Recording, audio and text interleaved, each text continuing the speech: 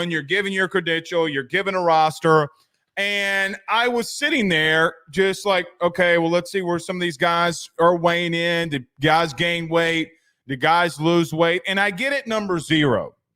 And I noticed that we have a very big change and 2 players that will be wearing number 0 this year, that being Parashan and Xavion Thomas, the DN and the wide receiver.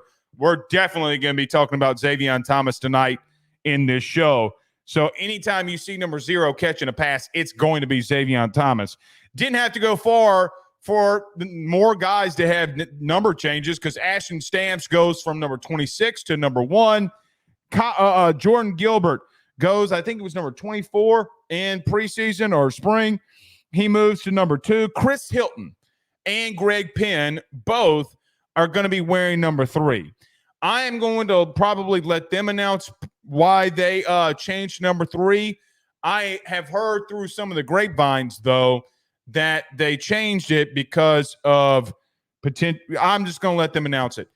I have heard they've done it for a very good reason. Let them announce it in their due time. Good on them. So there are some number changes for key guys in today or on today's roster, and it will be there for the remainder of the year. So I don't want to have to keep going through it. I normally don't go through number changes, freshmen, all that. I don't think it's my job to really do that for you, but we did that because it was so significant. So this is probably the only time I'm going to mention it. Just try to remember, because I know it's going to be difficult for me too. Jelani Watkins, number 17. Remember the name, and remember the name very, very quickly, because Jelani Watkins, who's now number 17, I think he was 83 that when they put him on the roster, 17 is going to get a lot of action this camp. A lot of action. They're going to see what they can do with him. The speedster from Texas had a massive day. The reason it's not being, talked about from all the media, in my opinion, there were a couple passes that were underthrown to him, which that's going to be a timing thing with the quarterbacks and Jelani Watkins. But Jelani Watkins, you could have renamed him to 7-Eleven today because he was always open. John Emery, number 22. It's weird seeing John Emery in any other number than being in number 4. And I will admit, I did not expect at all the action that we would get from John Emery today. I thought that he would probably be at the end of fall camp if we were lucky. John Emery got some run today. We're definitely going to be talking about him when we break stuff down. Caught 3 passes today. And I'm not going to say he looked like old John Emery, but if you didn't know that he tore his ACL and you didn't know that, or could see that big ass brace on his knee, you would be like, all right, there goes John Emery. If he's available, he plays a big deal in your depth, and I feel a lot better that he's healthy and back. So we'll talk about that. Zy Alexander goes to number 14 from he was number 24 last year. Jawan Johnson. So Jawan Johnson's at number 24. I had a conniption fit this week. I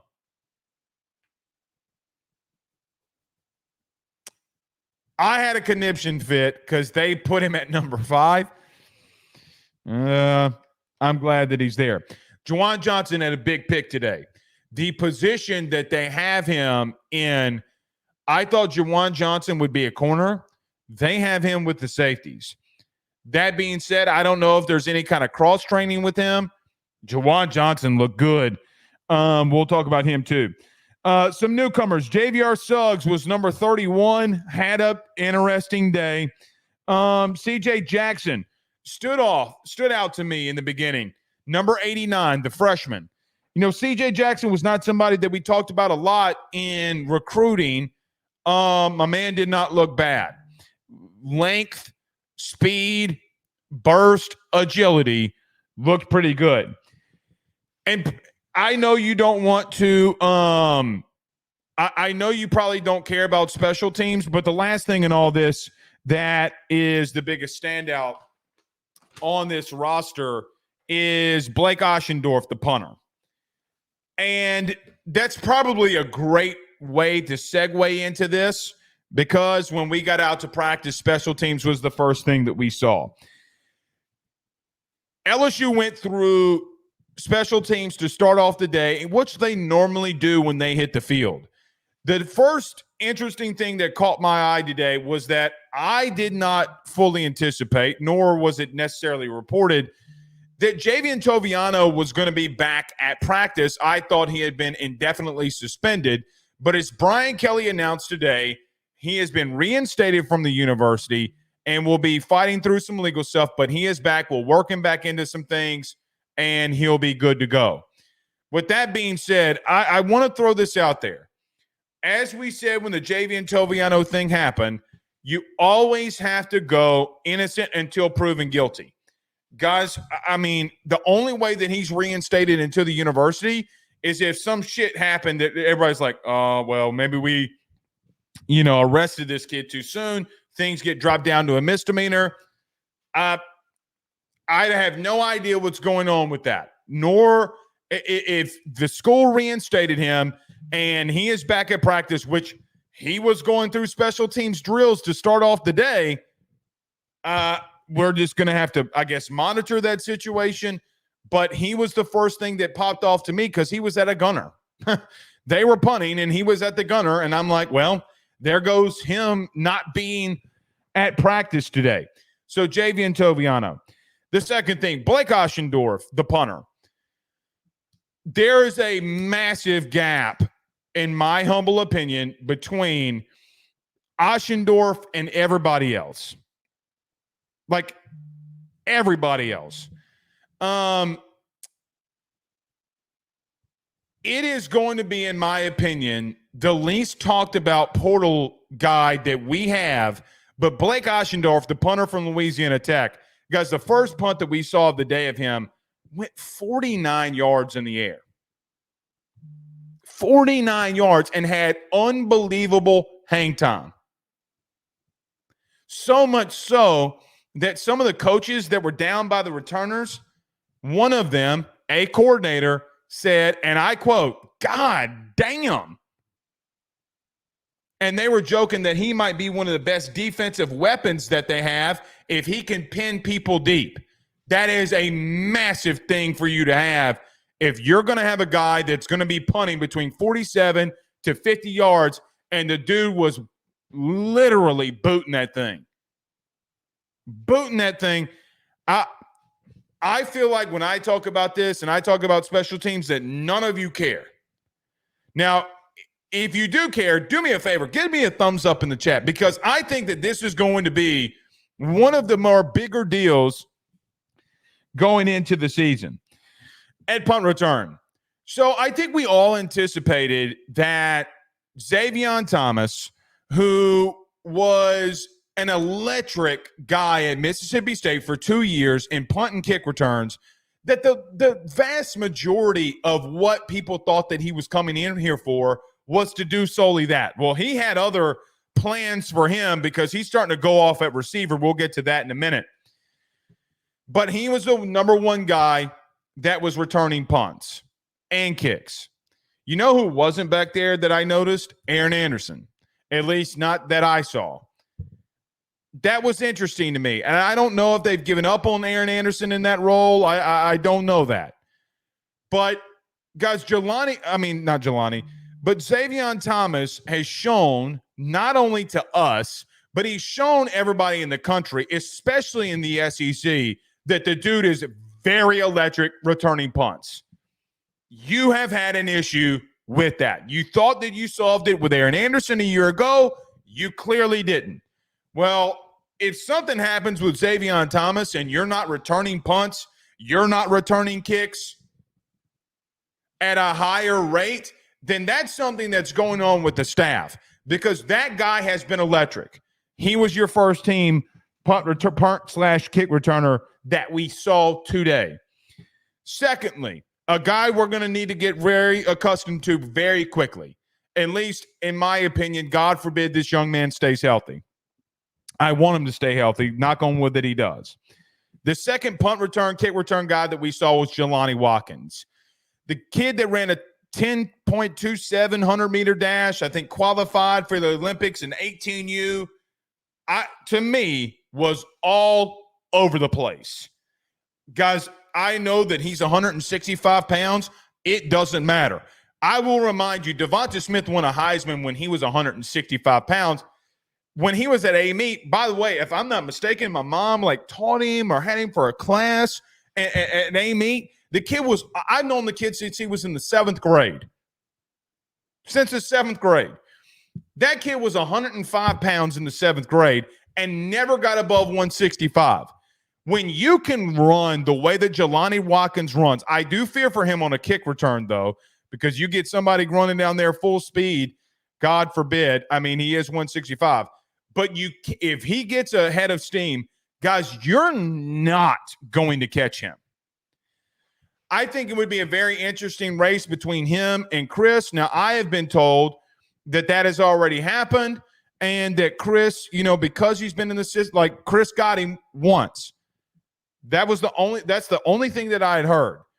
Today, Jelani Watkins, in my humble opinion, would have been the guy that we talk about more if some of the catches or some of the times that he had attempts to have catches were vastly underthrown. That's going to be fixed. That's a timing thing with him and the quarterbacks. It's the first real time that they're throwing to him in practice. He was wide ass open like his name's 7-Eleven. He ran an inside fade route. He ran an in route and then another go route. He was wide open all 3 times, and 2 of them were interception because he was underthrown. That kid has world-class speed. I don't know if that's going to translate all the way into football. What I do know is this class that you got, this recruiting class, guys, I know that it was 7th, 8th, or 9th, whatever it was. I don't give a shit what they tell you. What they did get, elite speed.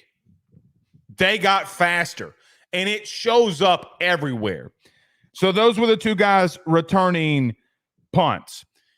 So instantly they go into a team period. A very, how do I want to say this? A very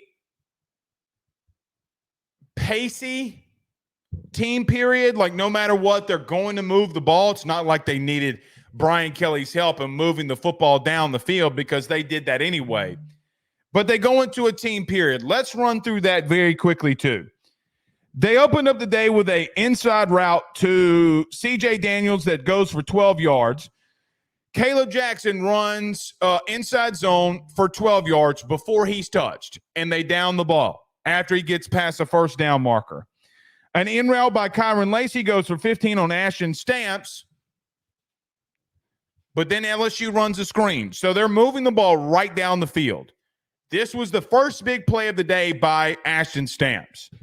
They run an inside screen to Chris Hilton. And before the ball could get to Chris Hilton, Ashton Stamps was there. Chris catches it, a ridiculous catch. He's got to go one arm, catch, and then tuck, and then Ashton Stamps is literally right there to make the tackle. Fantastic play by Ashton Stamps. The thing with Ashton, I will say, and this went through all throughout the day, very high level play, very high leverage play he would make on this screen route. Very next one, he would get burned. And so I look at that and say, man, this kid's showing improvement. Brian Kelly's words today, though, when he was asked about P.J. Woodland and some of these young guys, I personally thought it was the answer of the day when he's like, guys, if we get that consistency, if we can get some of the consistency that we're seeing on the defensive side of the football, we're going to be freaking good. And that's what he was saying today when he met with the media. 1,000% agree with his analysis. I thought he was spot on with exactly what he said. But the fourth play in, you have a screen to Chris Hilton that's getting blown up in the backfield by a corner that seemed at time last year very timid at times. He's a freshman. He's going to grow. He did right there. Caleb Jackson has a run for 7. Xavion Thomas comes in for Chris Hilton, and then Shelton Sampson comes in for CJ Daniels. Stop right there. What was that to me? What was the big deal with getting Daniels out and Shelton Sampson in? Shelton Sampson's in this rotation like that? Well, we found out why, and we'll talk about that in just a moment. Xavion Thomas comes in for Chris Hilton. Based off the personnel that they ran, Chris came out, Xavion came in. It was something we talked about last, Tuesday? Actually, it was Tuesday when we talked about the receivers. And based off the personnel, I think that that's going to be interchangeable in and of itself in any given moment. But Xavion Thomas catches his first pass on the 6th play of the drive, goes for 13 yards, and then Mac Markway on an out route from Garrett Nussmeier has a TD. So you had a lot of rotation in with the receivers. The offensive line stayed the same. The quarterback stayed the same. Caleb Jackson was still in there. And Caden Durham getting some reps in the very beginning. Brian Kelly alluding to that we're going to keep Josh Williams upright, and we are not going to let him get banged up during this camp. We know that what we're going to get from him, you're not going to see him a lot this camp. Thank you so much. Josh knows his role. He knows to stay ready. You don't have to worry about him. The same team period, the second team comes out. Ricky Collins comes out as your second team quarterback. No surprise there, but him and A.J. Swan would split it. But the first quarterback that came out with the second team was Ricky Collins. Of that first play, Ricky has no gain. He was going to get sacked. He eludes it, but he gets touched by one hand. He would have never been down on that, but they mark it down as no gain. Next play on a in route. He hits Kamarian Pimpton for 11. Jelani Watkins on a quick slant for 4 yards. Josh Williams in the flat for 19. Shelton Sampson goes up for one hand.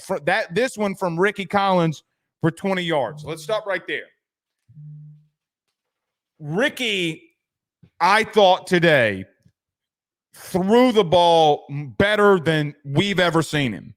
And that is a massive upgrade in the development. I thought Ricky had struggles. We've talked about Ricky Collins a lot. Like, my issues have always been he comes here, goes up, and then releases it. Today he was more slingshotty. What do I mean? Very much here. Load, throw. When he had to make deep, like bigger and deep throws, he would go back to his old ways, cock down, go up, fire. He threw the ball much better today, and the pass that he had to Shelton Sampson down the sideline, the first one, not the touchdown, the first one into double coverage over P.J. Woodland was a dime that's top of the line, slim waist, cute face with a big behind, a dime. I'm talking about Buster Rhymes dime. Shelton Sampson coming down with it, making a big play. When the ball was in the air, so help me God, I thought to myself, man, you know what? This is the time that Shelton Sampson can prove if he's a player. Because when he came down with the football, I literally was walking down the sideline, looked at Mike Scarborough and said, that's what a five-star wide receiver looks like. Now is he developing? Big time catch along the sideline. And then he would replicate that on the very next play from A.J. Swan for a touchdown, which he would get banged up, kind of limp, kind of gimpy. BK said he had a head injury. They didn't want to risk it on day one. He went and checked out. Yeah, he's fine, whatever. So they didn't risk it for him. Shelton Sampson stepped up in the big way in the first team period that we saw of him. The last play, here's another note. Something that was interesting was JVR Suggs batting down a pass. They rotated a lot with their interior defensive tackles all day. They're going to try to find who can play and who can play now. That goes for Piaz, that goes for Guillory, that goes for Suggs, that goes for everybody. The JVR Suggs batted down pass is very interesting, and hopefully we see more during camp. Let me explain. Did you know dude had like 14 batted down passes the last 2 years at Grand Valley State. So when he knows like he is not getting to the quarterback, guys, that is ridiculous for a defensive lineman. Utterly ridiculous. And he did today and stalled the drive, which should have been a touchdown with Shelton Sampson, but they gave him one more play in the red zone, and there we went. So, look, first period for me, first team period, vastly won by the offense. As the day would go on, and we could go to the other team period, I'm not going to necessarily bore you with the second one. I can, but it was a lot of the same stuff in a way. The first play, Mason Taylor runs a corner route for 20 yards. Xavier Thomas is wide open for a TD. Greg Penn makes a tackle on Landon Ibieta, who subbed in for no gain. John Emery has a catch for no gain. Colin Hurley then comes in for Garrett Nussmeier. Perkins throws a pick, or Hurley throws a pick to Perkins. He throws a pick to Juwan Johnson and BB Causey. So when Hurley came in there, is when the defense stood up. But then they got momentum. We'll get to the last team period in just a minute. The starting rotation for you defensively went like this.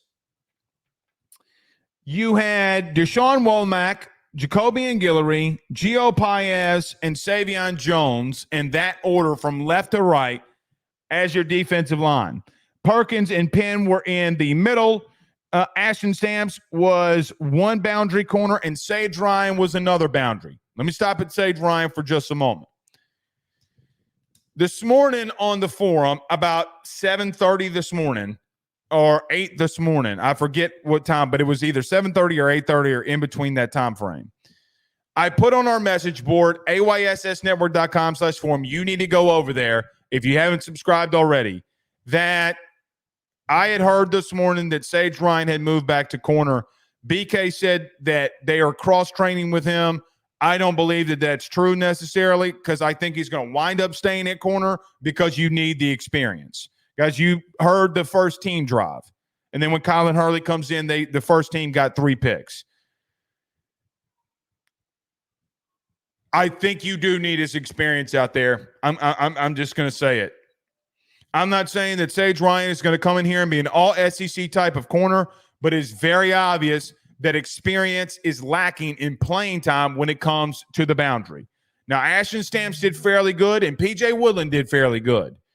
But as BK said in the open today, P.J. Woodland did have, and we'll talk about 7-on-7 in just a moment, and the other team period, P.J. Woodland had a really good batted down pass, got his head around, broke a pass up, looked really good doing it. Very next play, Garrett Nussmeier goes to Kyron Lacey in the back of the end zone, bang, touchdown. I mean, one step open, 2 steps back. But Nussmeier definitely went after Stamps. Did not remotely, nobody today remotely threw in the general direction of Sage Ryan. I think a lot of that's got to do with Sage Ryan did not have a bad day at all. Like at all. And I'm going to give him that. At all. So a really good day for him. Your 3 safeties. Yes, 3 safeties. If you don't remember, Blake Baker likes to use this star position where he gets a bigger body that can tackle at safety down on the line of scrimmage. But your free safety was Jordan Gilbert. Your strong safety was Jordan Allen. And your star position was Major Burns. Your second team ran out as Gabe Relaford at one end. You had Kimo Macanole in the interior, along with Sean Washington and Paris Shand as the other defensive end. Corner with the second team at boundary, you had P.J. Woodland and whoever they could throw out there to help. I don't really know who. I mean, throw somebody out there, really? I mean, because they were rotating that fourth boundary DB like it was underwear. Everybody saw action, literally. I don't know what you want me to tell you at the other boundary, but everybody was running there. Even some of the first team guys were getting reps. with the twos. Deshaun Spears was your free safety. Kylan Jackson was your strong safety. And Jawan Johnson was your strong safety for that. Let's stop right here. Midway through the practice, I thought that offense stepped up. I thought that even through drill work, some of the defensive stuff that I saw was a little lackluster midway through. Around this time, something very interesting happened because Brian Kelly got the entire team up because either they didn't have a break well or I don't really know what happened, but BK got the entire team up, coaches included, and started ripping ass, pause, but getting on everybody's ass, telling the coaches, who tells you that we can break or that you can go somewhere else before we get a break? We are a family. We are a team. And bleepity bleep bleep bleep, quote unquote, bleepity bleep bleep bleep.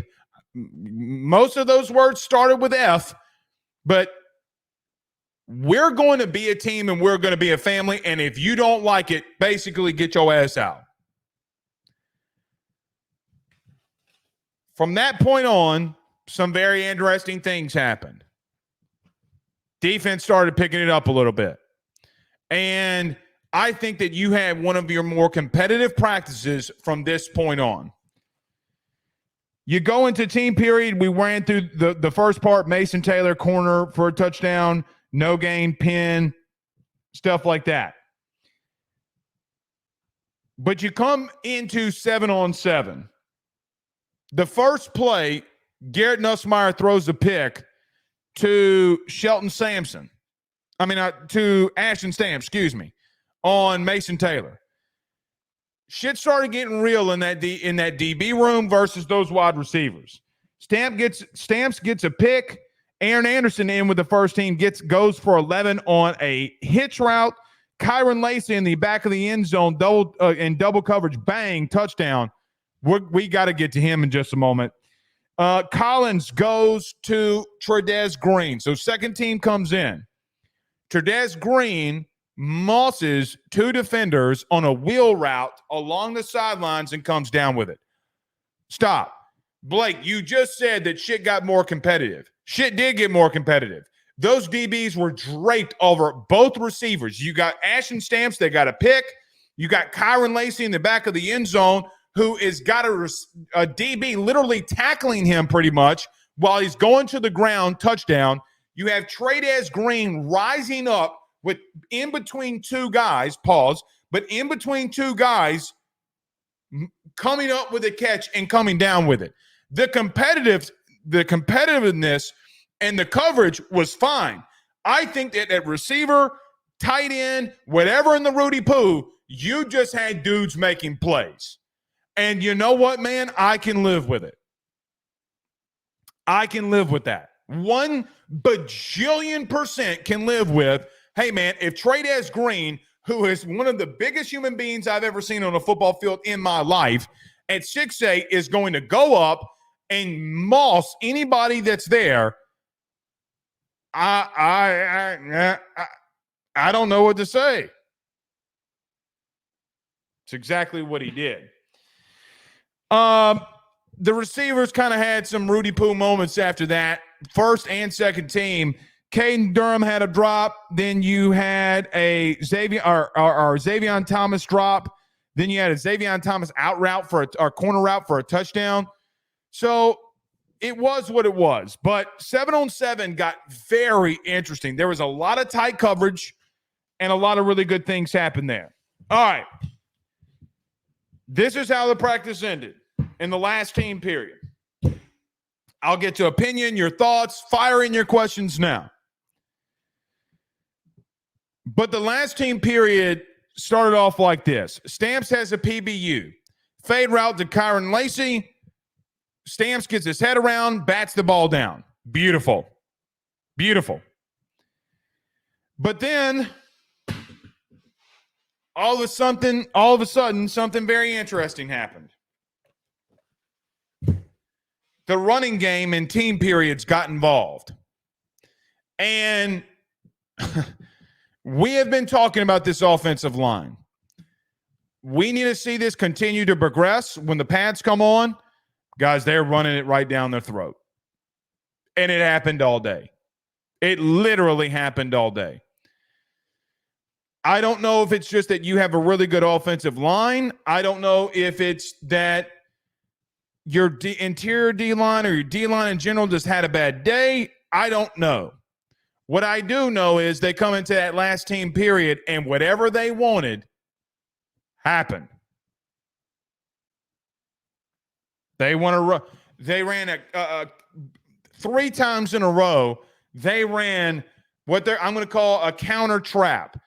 So you have the running back in the shotgun to the left of the quarterback, and Will Campbell and Garrett Dellinger pull.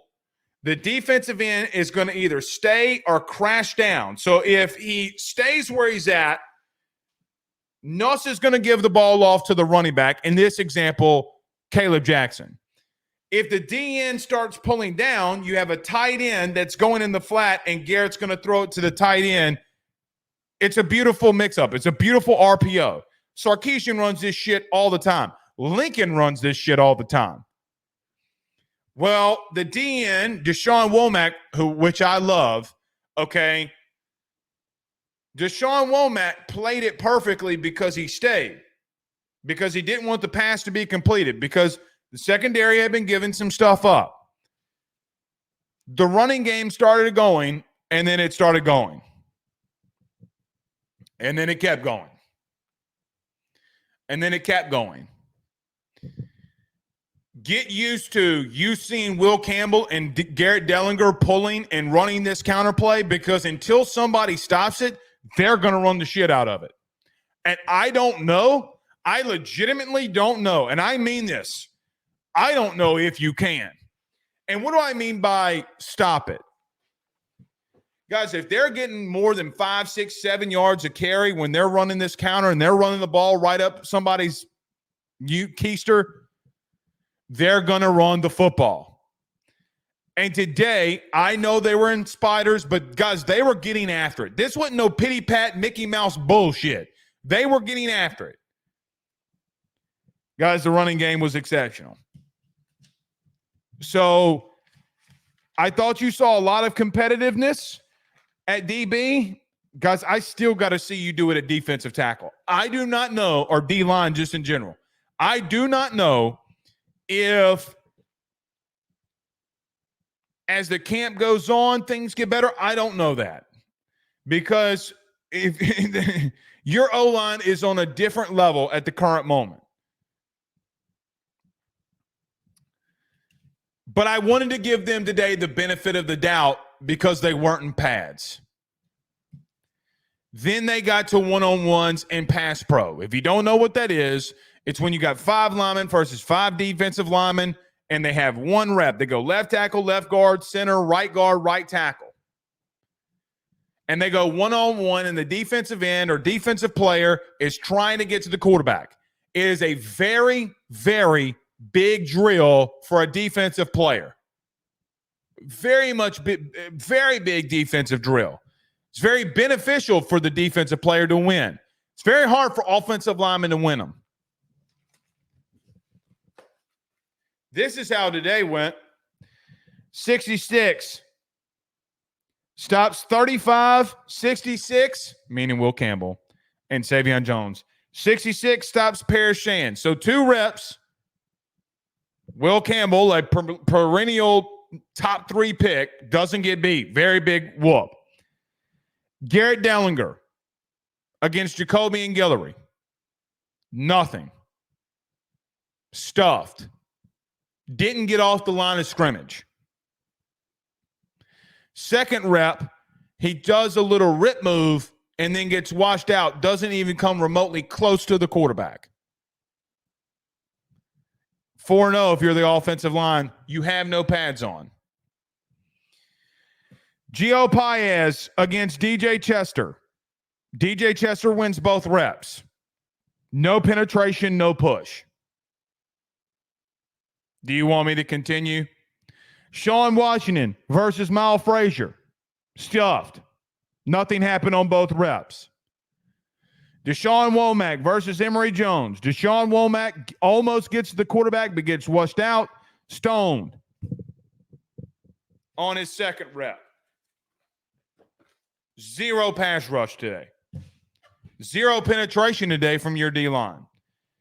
So, in my opinion, day one, here's how I think it went. I think you had a lot of competitiveness. I think guys really got after it today. Thought it was a high, intense practice. I think you look good. I'm going to be honest. I think you look good. You showed me something today. You showed me that you had fight. And you know what? You got talent with fight. You're going to win football games. Do you need to progress? Yes. That's going to show itself in time. Things can change. Day to day, things can change. But I thought today was the biggest thing when listening to Brian Kelly. You know, Brian Kelly was getting on his coaches.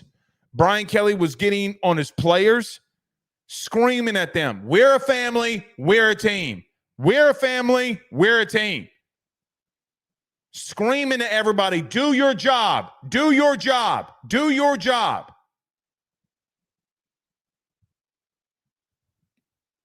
It's interesting. I've never ever seen Brian Kelly the way he was today, ever. That is something that I know for sure. I don't know if the practices were the most intense. BK sure the shit was. Not remotely close on that one either. I walk out of today in day one worried about your defensive line. And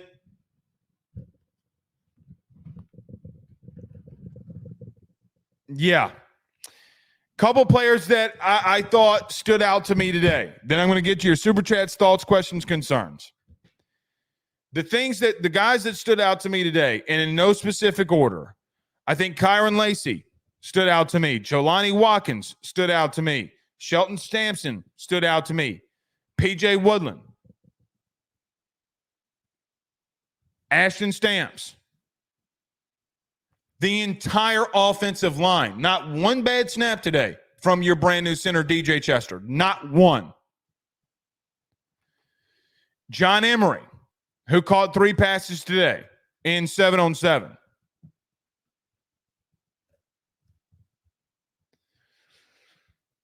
But, man, I mean, you got some talent and you got some speed. By the way, I didn't put this in my notes, but something that I did think was really good. In both team drills, when the first team defense ran off the field, Blake Baker met Major Burns on the field and was telling him how good of a job he was doing. That, yes, you learned it, you got it. That's what we want you to do. You got it. That's what we want you to do every single time. Keep doing that.